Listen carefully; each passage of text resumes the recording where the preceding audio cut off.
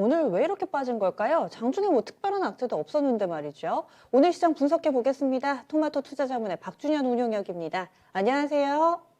네, 안녕하십니까. 토마토 투자자원의 박준영 운영역입니다. 네, 오늘 좀 궁금한 게 많습니다. 먼저 한마디부터 알려주세요.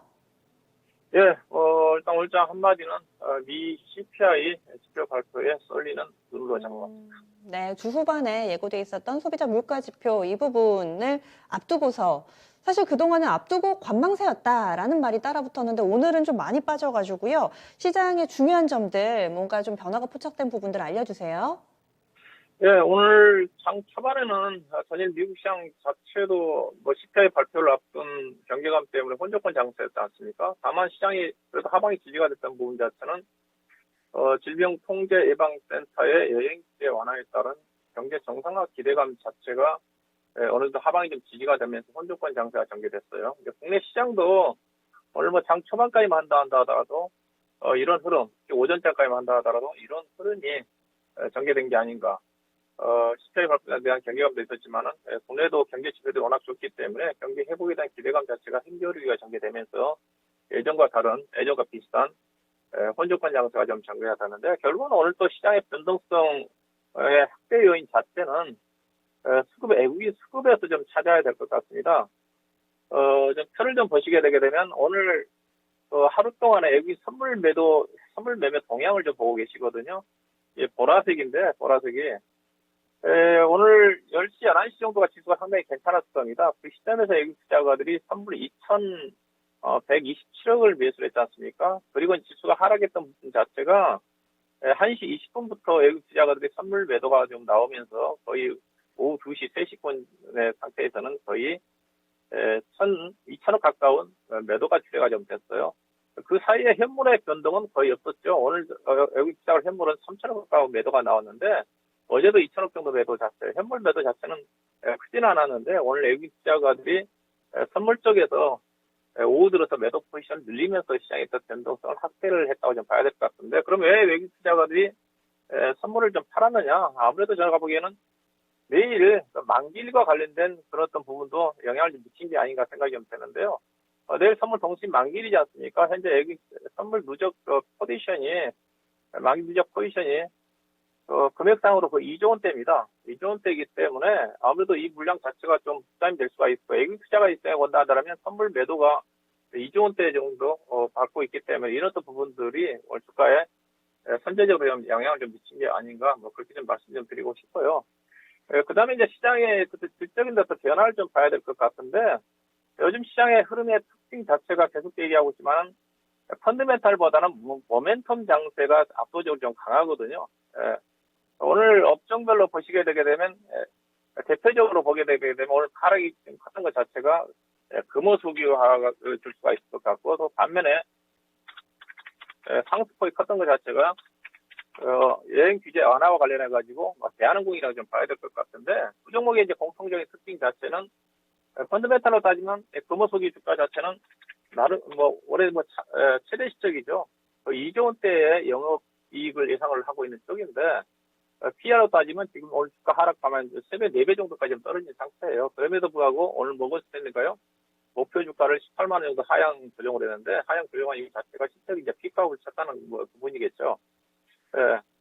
그런 어떤 부분도 반면에 이제 대한항공 주가의 강세 자체는 전일과 미국 시장에서 영 규제 완화 얘기가 좀 나오면서 일본을 중심으로 해가지고 65개국의 여행 규제 등급을 완화한다는 내용이 있었고 또 국내적으로 따지면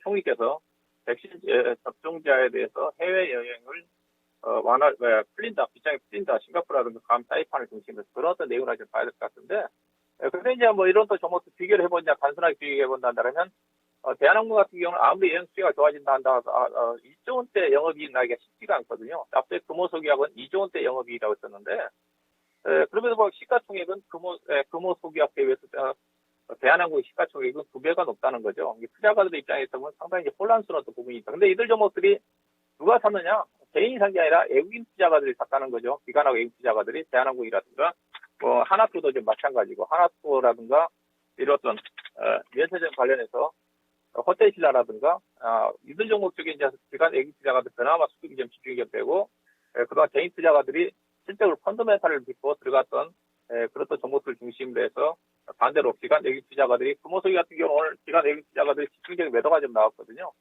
이런 것들이 일단 전반적인 투자 심리를 야기시키면서 지수의 어떤 하락을 이끈 게 아닌가 그렇게 좀 판단해 볼 수가 있을 것 같습니다. 그래서 체크 포인트들 알아봤는데요. 그러면 내일장에서는 어떤 점들이 중요한가요? 내일도 아무래도 CPI 발표 자체가 시장에 가장 이슈가 좀 될 것 같고요. 이슈가 좀 될 것 같고 뭐 시장에서 예상하고 있는 물가지표 4.7이지 않습니까? 오늘 중국의 생산자 물가지표가 좀 발표가 됐잖아요. 중국의 생산자 물가지표가 시장 예상치가 8.6인데 9.0으로 나왔는데, 근데 중국 시장은 오늘 뭐 별다른 변동이 없었어요. 어느 정도 예상했던 부분이라 좀 봐야 될 것 같은데, 중국 대신 소비자 물가 지표 자체는 안정적이니까, 오늘 뭐 아시아 증시 자체도 일단 별다른 어떤 변동이 없었는데, 국내 시장의 어떤 선물과 관련된 영향을 좀 봐야 될 것 같고요.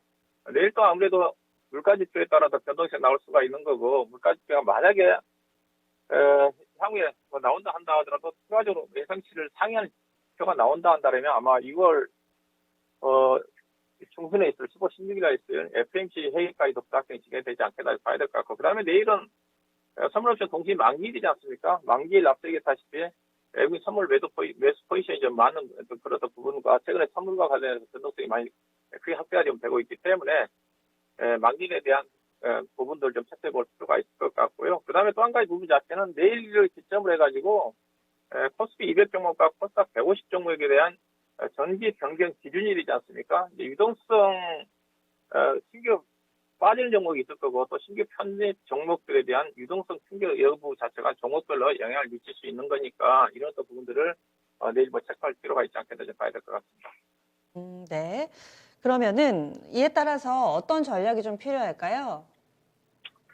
네, 내일 또 뭐 그런 어떤 물가지표라든가 만기를 이기 때문에 변동성이 좀 나올 가능성이 있지 않겠는가 좀 봐야 될 것 같은데요. 여전히 외국인 선물 매매에 대한 방향에 따라 가지고 장중의 변동성이 나올 수가 있을 것 같다. 그렇다 한다더라도 지수의 추가적인 하락 자체는 뭐 제한적이다. 오늘 뭐 변동성 부분에 대해서 너무 그렇게 신경 쓸 필요는 좀 없다고 보고 있는 쪽이고요.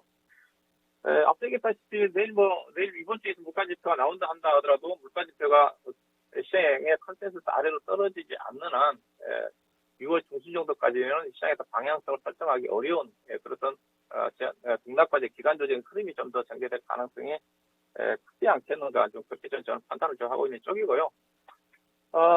그래서 시장 흐름의 자체는 지수가 조금 하향을 했지만은 3,200포인트 정도는 지지가 좀 될 거고요. 점진적인 불확실 해소가 좀 된다 하더라면 우상향한 흐름으로 좀 전개가 좀 될 것 같은데 전반적으로 시장 흐름 자체가 뚜렷한 주도주가 없는 상태입니다. 수급의 주체도 없는 상태고 그러다 보니까 업종 내에서 빠른 순환매성 흐름과 그다음에 중소형 종목들 중심의 차별화 장세거든요. 그래서 시장 흐름 자체를 시장의 방향성이 어렵기 때문에 여전히 수익의 기회를 노린다 한다라면 아마 이제 대응 쪽에 매매하신 분들은 좀 더 지켜볼 필요가 있을 것 같고, 그래서 그나마 수익의 기회를 노리신 분들은 중소형 종목 쪽에 관심을 갖는 전략이 여전히 유효하지 않겠나 봐야 될 것 같고요. 미국 시장 같은 경우도 지금 중소형 종목의 러셀 2000 지수가 3일 동안 3% 가까이 상승하고 있거든요. 오늘 우리나라 시장도 보시면 아실 건데 대형주가 하락폭이 컸습니다. 대형주가 거의 1% 빠졌고요. 그다음에 중형주가 0.8% 빠졌고 소형주는 거의 안 빠져졌어요. 거의 뭐 플러스권 유지가 좀 되다가 막판에 소형주 약간 소폭 하락으로 좀 끝났는데 지수와 무관하게 중소형 종목들 중심으로 해서는 움직임이 전개되고 있다는 거죠. 근데 중소형 종목들도 이슈와 민감하게 움직이는 펀드멘털과 무관하게 움직이는 종목들이기 때문에 단기 관점을 접근하셔야 될 것 같고요. 그래서 뭐 전략을 본다 한다면 여전히 중소형 쪽의 이슈 테마 외에 시적을 본다 한다면 시적 성장을 본다 한다면 자동차 쪽에도 완성차는 현재 수급으로 쉽지는 않거든요. 오늘 부품 종목들이 상당히 강한 종목들 많습니다. 예. 뭐 SL 같은 경우도 신고가가 나왔고요. 그다음에 성우 하이텍이라든가 성우 하이텍 같은 경우도 신고가고, 그다음에 화신이라든가 이런 종목들 다 신고가거든요. 이게 현재 업종 자체는 자동차가 괜찮지 않습니까? 근데 대형주가 못 가니까 중소형 종목들 중심에 차별화 장세가 전개되는 거고. 그다음에 오늘 철강주도 많이 빠졌지만은 철강주에서 건자재 업종은 지금 괜찮거든요. 대표적으로 철강 중에서 철근 회사인 대한제강 같은 경우는 오늘 플러스가 좀 나왔거든요. 수급도 좀 괜찮은 것 같고, 지금 철근 같은 경우는 없어가지고 지금 파재기 붐이 일어나면서 지금 홍남기 부총리가 좀 단속을 한다는 얘기까지 나올 정도니까 이런 건자재 섹터인 철근과 관련된 붐이라든가 그다음에 건자재 섹터인 시멘트 가격 인상과 관련된 성신양이라든가 미건 산업이라든가 뭐 반도체 종목들 그다음에 시장 자체가 변동성이 큰다는 아무래도 내수 관련 섹터들 일상으로 회복에 대한 기대감을 가지고 움직일 수 있는 의류라든가 친환경 관련 종목들 중심으로 해서 중성 종목들 중심의 선별적인 종목 전략 자체는 조정 국면에서 유효하지 않겠는가 뭐 그렇게 판단하고 있습니다. 네, 자세한 말씀 고맙습니다. 네, 고맙습니다. 네, 토마토 투자자문의 박준영 운용역입니다. CPI, 미국의 소비자 물가 지수, 이것이 테이퍼링의 이제 속도를 어느 정도 좀 좌지우지하는가, 이 부분을 이번 주 가장 핵심 포인트로 좀 보고 있습니다. 현재 시간으로 10일이라서요, 우리 시간으로는 목요일 저녁 새벽 즈음에, 그래서 금요일장 그 데이터는 반영이 됩니다. 결국엔 내일까지는 이 부분은 모르는 채 선물 옵션 동시 만기, 내일 또 내부적인 수급 이벤트 있어서 역시나 이 부분도 체크 포인트로 설명을 해주셨네요. 저희 준비한 내용은 여기까지입니다. 지금까지 다양한 투자 판단에 대한 도움 말씀드렸고요. 종목의 상승 하락을 보장하지는 않습니다. 어두워진 시장 분위기 속에서 내 종목 괜찮은지 궁금하시는 분들 이어지는 진짜 쉬운 진단 시간 활용해 주시고요. 저는 여기서 인사드립니다. 고맙습니다.